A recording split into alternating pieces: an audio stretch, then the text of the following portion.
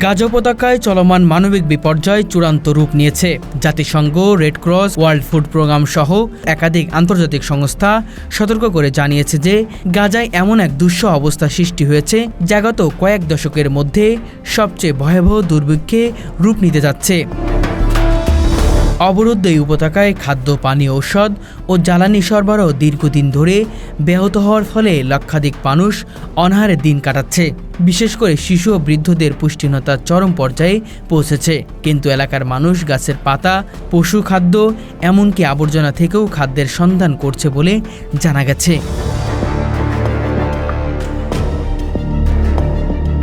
চিকিৎসা ব্যবস্থা ভেঙে পড়েছে, হাসপাতালগুলোতে বিদ্যুৎ নেই, পর্যাপ্ত ঔষধ নেই, ফলে ক্ষুধার পাশাপাশি রোগবালাইয়ের মৃত্যুর হার আশঙ্কাজনক হারে বেড়ে চলেছে।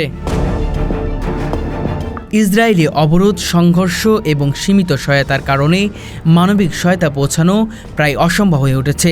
যে সকল ত্রাণ গাজায় ঢোকে তার সংখ্যায় খুবই অপ্রতুল্য এবং তা নিয়েও সৃষ্টি হয়েছে আন্তর্জাতিক টানাপোড়েন ও বিতরণের বিশৃঙ্খলা। সাম্প্রতিক এক জরিপে দেখা গেছে গাজাবাসীর প্রায় ৯৫% মানুষ খাদ্য নিরাপত্তাহীনতায় ভুগছে এবং প্রায় অর্ধেক মানুষ দিনে একবেলা খাবার জোগাড় করতেও হিমশিম খাচ্ছে।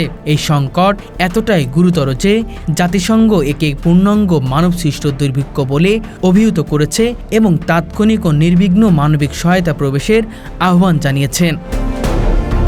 এমন পরিস্থিতিতে আন্তর্জাতিক সম্প্রদায়ের দায়িত্ব ও ভূমিকা নিয়ে প্রশ্ন উঠেছে। শুধু বিবৃতি দিয়ে নয়, বাস্তব পদক্ষেপে এগিয়ে না এলে এই দুর্ভিক্ষ গাজার গণমৃত্যুর নতুন অধ্যায় রচনা করতে পারে। অবিলম্বে সংঘাত বিরতি, অবরোধ প্রত্যাহার ও টেকসই মানবিক করিডোর চালুর দাবি এখন মানবতার রক্ষার একমাত্র পথ। গাজার বিপন্ন মানুষের চোখ আজ বিশ্ববিবেকের দিকে তাকিয়ে। জাতিসংঘের তথ্য মতে গাজা উপত্যকায় প্রায় ২২ লাখ মানুষের মধ্যে ১২ লাখের বেশি এখন সরাসরি খাদ্য নিরাপত্তায় ভুগছে। এর মধ্যে ৫ লাখের বেশি মানুষ ক্যাটাস্ট্রফিক বা মারাত্মক পর্যায়ে দুর্ভিক্ষের মুখোমুখি। ইউনিসেফের রিপোর্ট অনুযায়ী ৫ বছরের কম বয়সী শিশুদের মধ্যে অন্তত ৭০,০০০ শিশু বর্তমানে চরম অপুষ্টিতে আক্রান্ত। এদের মধ্যে অনেকেই চিকিৎসা না পেয়ে মারাও যাচ্ছে।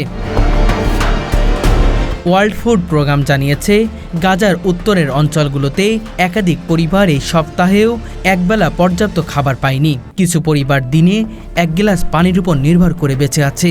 গাজায় বর্তমানে একজন মানুষ দিনে গড়ে ২ থেকে ৩ লিটার পানযোগ্য পানি পাচ্ছে, যা বিশ্ব স্বাস্থ্য সংস্থার মানদণ্ডের চেয়ে ১০ গুণ কম। সাম্প্রতিক এক গবেষণায় বলা হয়েছে গাজায় পরিস্থিতি ২০১১ সালের সোমালিয়া দুর্ভিক্ষের মতো চরম মানবিক বিপর্যয়ে রূপ নিতে চলেছে।